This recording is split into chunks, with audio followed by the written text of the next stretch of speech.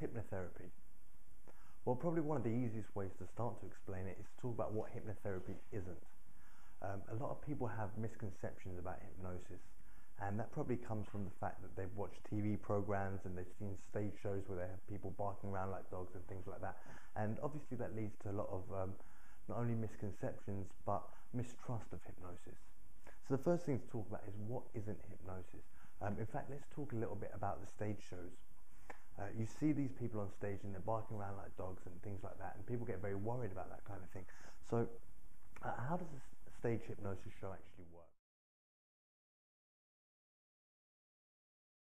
Imagine we start with 500 people in the audience, and from those 500 people, if I'm the hypnotist on stage, I'm going to say to those people, right, everybody that wants to have a bit of fun, be a little bit outrageous, and break out of their comfort zones today, stand up.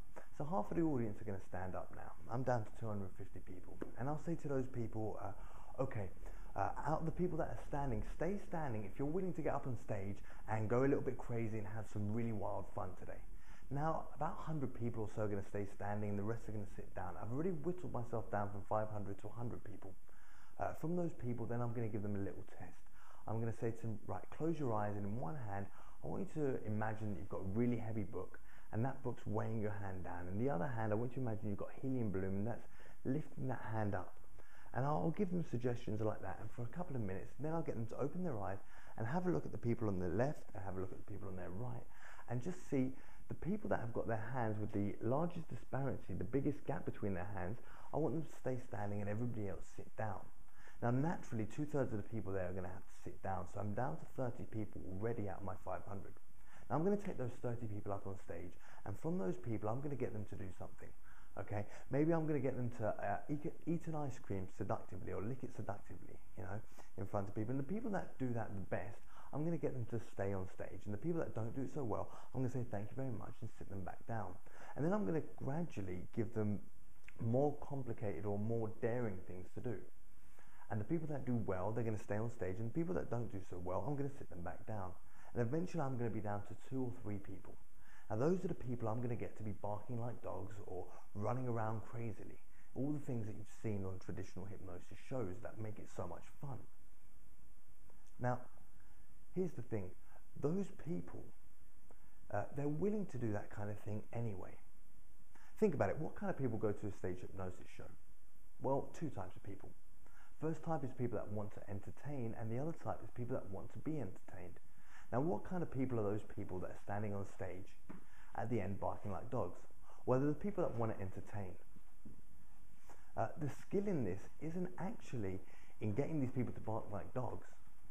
It's in picking those people out from the audience. These are the people that are going to be standing on a chair with a lampshade on their head at the end of a party. These are the people that want to act outrageously and want to have a bit of fun. In fact, the real skill will probably be from stopping these people from doing it in the first place.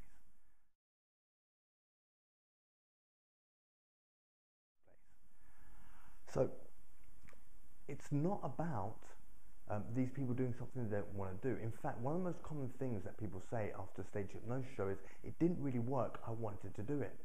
That's right, they wanted to do it, because hypnosis isn't some magic formula where you can make people do things they don't want to do. You're not out of control, and you can't force people to do anything they don't want to do. In fact, think about it. If hypnosis was that powerful and I could force people to do things they didn't want to do, would I be here doing this video right now? Would I be doing one-on-one coaching with people? Probably not, right? Because there's a lot bigger and better things that I could be doing.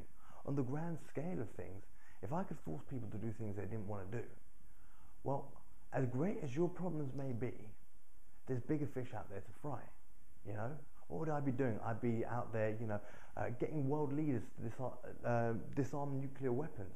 I'd be out there getting people off of drugs and, turning gangs around and things like that. Unfortunately, hypnosis isn't a control tool. It's not mind control. It's not brainwashing. We can't force anybody to do anything they don't want to do. So everything that you do in hypnosis is something that you do want to do. And all it is about taking the suggestions that work for you.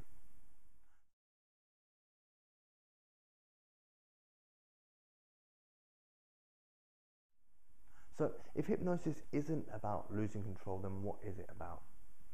Well, it's quite simple. It's utilizing the power of your imagination. So, for example, have you ever read a book? I'm sure you have. Now, when you read a book that's got characters and storylines and fiction in it, does that book ever invoke emotions within you? You know, make you feel feelings? Of course it does. Would you ever say, though, that those feelings were a result of black ink on white paper? No, probably not, right? What were they a result of? They were a result of you using your imagination, creating the stories in your head, creating the characters and the plot lines, and really living it as if you were there. And that's essentially what hypnosis is. It's using the power of your imagination to create emotions within you, to create biochemical changes, because that's essentially what biochemical changes are. They're emotions. So we're going to use the power of your imagination to create biochemical change within you, to create the changes that you want in your life. And it's really that simple. Hypnosis is really, if you can follow my instructions, you can do it. All hypnosis is self-hypnosis, and it's utilizing the unconscious patterns, the unconscious imagination, for want of a better word, to help create the change that you want to see within your body, within yourself.